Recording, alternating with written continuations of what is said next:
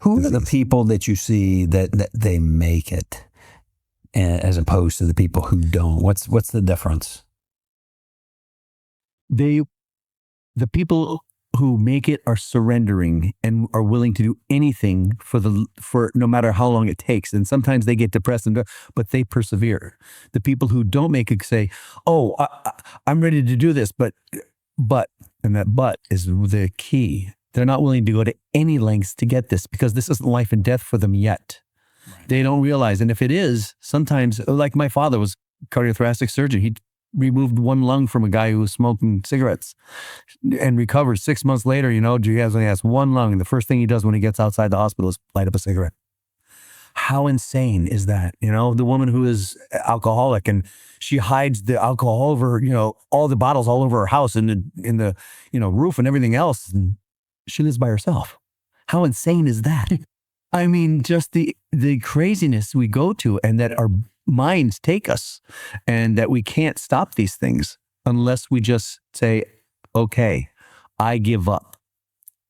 God, whatever you want from me, I give up." Being still and doing nothing is actually doing the best sometimes that you can do.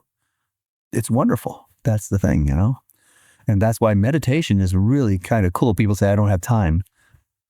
If you make time, 10 minutes, 10 seconds, make time whenever you have it at a red light. Do not have to close your eyes or do anything. Just, I'm with God. When I'm driving, I get that I look around and I can look at the sky and just get relief. I can be outside myself. That feeling of saying, "I'm glad I'm here."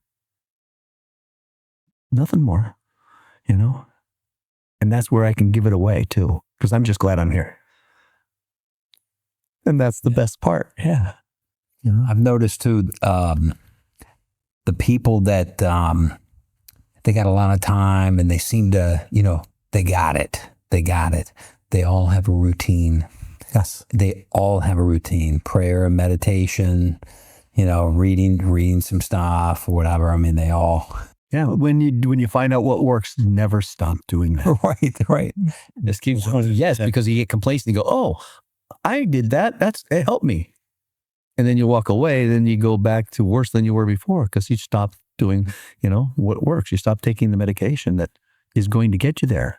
Right. And the medicine for us is the AA meetings and other people to share the love with, because they share their love with you. It rubs off. It's like they say. If you go to a barber, you hang around at a barber shop long enough, you're going to get a haircut. If you stay around AA long enough, you're going to get sober and be happy and learn how it is, and because it's given to you from others, and without expectation of anything in return, but just the hope that you get that when you go to all the meetings. Right. It's not all these piranhas or this cult that says, "Oh, you got to do this or this is going to." It's like, no, this is suggestions, and we are here for you because we'll love you until you can love yourself. What other place can you do that goes in there? Even church. Okay, give us your money. It doesn't cost you anything to go. No, right. They ask for donations, but it's not necessary. Nothing is absolute there. There are no rules. There's nobody in charge. That's the weirdest and best thing, because God is in charge. It's the guru conscience. What is that? It's but God. And it's so cool because, like I said, when I was bedridden, I got up and I could walk again.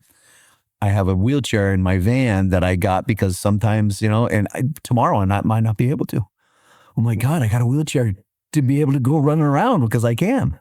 I am so lucky. I'm so blessed to have this disease and to have all these things that I could use, and that I have this experience that I can share. And when you feel that way, and you can go around and just say, "Okay, whatever I get to do today is what I want to share," and I just be there. My presence is enough to give the light of God.